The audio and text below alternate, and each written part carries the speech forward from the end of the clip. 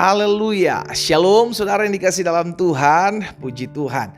Hari ini kembali lagi saya menyapa setiap umat Tuhan dimanapun Bapak Ibu Saudara berada melalui program Bible and Coffee. Saudara yang dikasih dalam Tuhan, saya rindu melalui program ini umat Tuhan terus dikuatkan, umat Tuhan terus diterangi langkah hidupnya, karena Alkitab jelas katakan firman-Mu pelita bagi kakiku dan terang bagi jalanku. Dan melalui firman Tuhan yang kita dengarkan dalam perenungan firman Tuhan ini, kita selalu setiap hari dibersihkan, saudara dikasih dalam Tuhan. Karena Alkitab jelas katakan firman itulah yang membersihkan kehidupan setiap kita. Sehingga setiap kali kita mendengarkan firman Tuhan, ada saja rema yang kita dapati, dan Tuhan Yesus mampukan kita untuk melakukan perubahan-perubahan dalam kehidupan kita untuk melakukan firman Tuhan. Saudara yang dikasih dalam Tuhan, melalui program Bible and Coffee ini saya juga kembali mengajak setiap umat Tuhan dimanapun Bapak Ibu Saudara berada untuk kembali menjadi berkat. Bagikan apa yang memberkati saudara.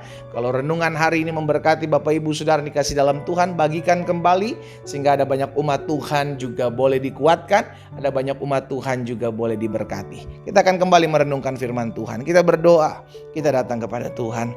Bapa, terima kasih buat anugerah Tuhan. Terima kasih buat kasih setia Tuhan. Terima kasih buat pertolongan Tuhan. Kalau hari ini kami boleh ada dengan tidak kekurangan sesuatu apapun, Tuhan Yesus tolong kami, urapi kami, sehingga ketika kami memulai hari kami bersama-sama dengan Tuhan, maka ada tuntunan, ada arahan, ada pimpinan Roh-Mu dalam kami menjalani hari-hari hidup kami. Karena kami tahu dunia di mana kami hidup bukanlah dunia yang mudah untuk kami lewati, tetapi bersama Yesus kami cakap menanggung segala perkara. Di dalam nama Tuhan Yesus Kristus kami berdoa. Haleluya.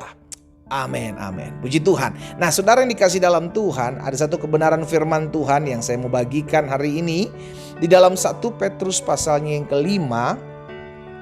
1 Petrus pasal yang kelima ayat 8 dan ayat 9. 1 Petrus 5 ayat 8 dan ayat 9. Petrus bilang begini, saudara, sadarlah dan berjaga-jagalah. Sama-sama bilang sama saya harus sadar, saya harus berjaga-jaga.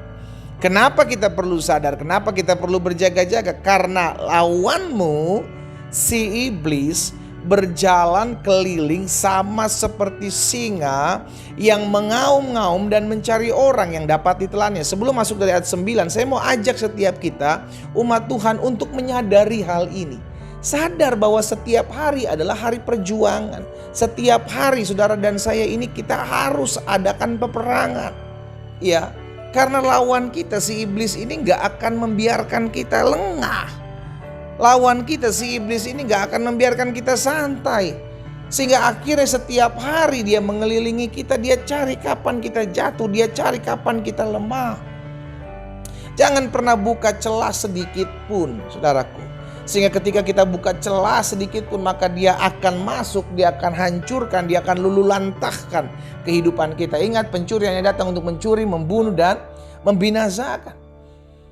Hati-hati sekali, makanya perlu sadari hal ini. Makanya ayat pertama dikatakan dalam ayat 8, sadarlah. Sadari hal ini. Ketika kita udah menyadari, maka kita mesti apa? Berjaga-jaga. Pasang kuda-kuda, waspada sekelilingmu. Jangan sampai engkau masuk jebakan si iblis. Ayat selanjutnya ayat 9. Lawanlah dia, sama-sama bilang sama saya, iblis harus dilawan. Amin. Jangan sampai justru kita menjadikan iblis bukan lawan, kita jadikan dia kawan, saudara. Wah, ini bahaya. Iya kan? Jadi kongsi jadinya. Bukan jadinya musuh, tetapi jadinya teman. Bahkan temannya bukan teman sekedar teman, teman dekat, sohib, best friend. Waduh, bahaya ya. Lawanlah dia dengan iman yang teguh. Jadi ketika kita sadar bahwa iblis ada sekeliling kita, mencari kita, menjatuhkan kita, berusaha mencari-cari kelemahan kita, maka kita mesti sadari. Ketika kita udah menyadari, maka kita harus berjaga-jaga.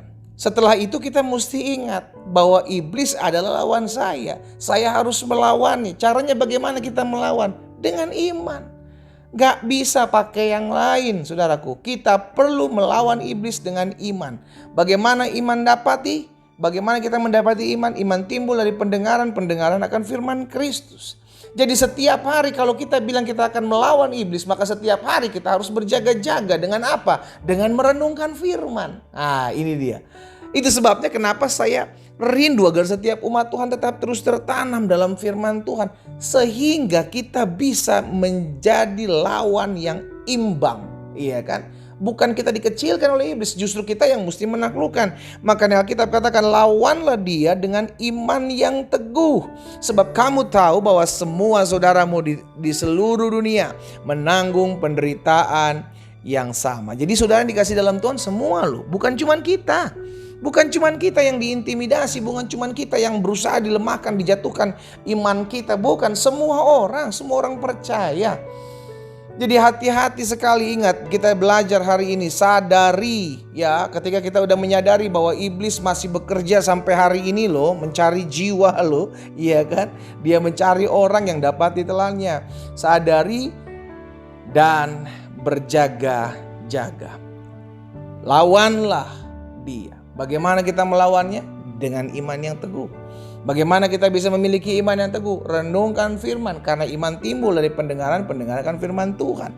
Yakobus 4 ayat yang ke-7 bilang begini, karena itu tunduklah kepada Allah dan lawanlah iblis. Ya, lagi-lagi Alkitab mengajarkan kepada kita iblis harus dilawan, bukan dijadikan kawan. Ya, maka ia akan lari daripadamu.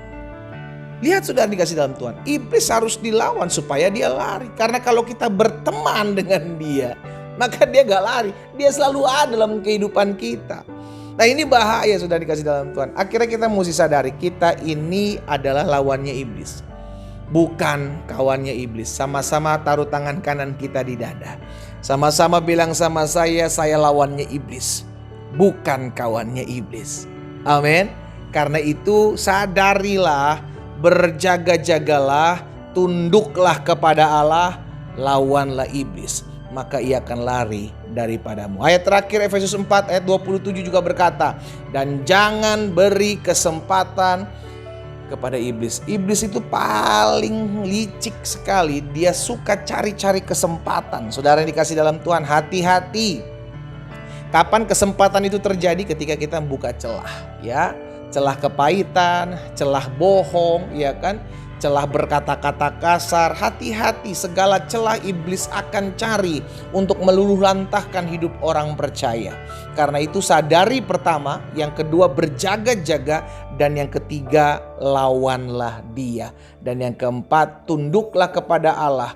Dengan otoritas yang diberikan kepada Allah, engkau bisa melawan iblis. Dan Alkitab katakan, ia akan lari daripadamu. Ingat, iblis lawan kita, bukan kawan kita. Kita berdoa. Bapa, dalam nama Yesus, hari ini kami bersyukur kembali kami disadarkan oleh firman Tuhan. Ampuni kami kalau seringkali dengan keputusan-keputusan kami, dengan perkataan-perkataan kami, dengan sikap kami yang membenci sesama kami bukan lagi menjadi lawan, tetapi kami menjadi kawan dari si iblis.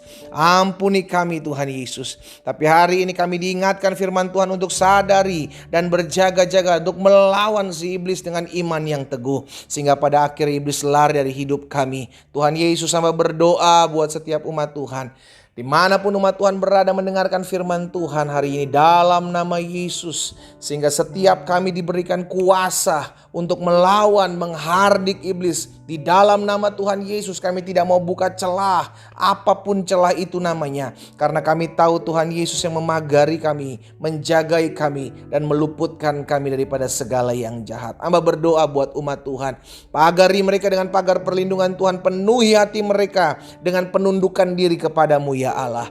Dan di dalam nama Tuhan Yesus ada kuasa yang Allah berikan bagi kami. Hamba juga berdoa buat yang sakit, karena hamba percaya ada tertulis, disampaikan firman, disembuhkan mereka dalam nama Tuhan Yesus. Dan kami percaya oleh bilur-bilur-Mu kami yang sakit hari ini sudah dijamah dan disembuhkan Tuhan. Dalam nama Yesus Kristus Tuhan, jadilah sembuh oleh kuasa bilur Yesus. Terima kasih Bapa. Di dalam nama Tuhan Yesus Kristus kami berdoa. Haleluya. Amin. Kita nikmati kopi kita saudara. Haleluya. Ingat, iblis itu dilawan, bukan dijadikan kawan. Tuhan Yesus memberkati kita semua.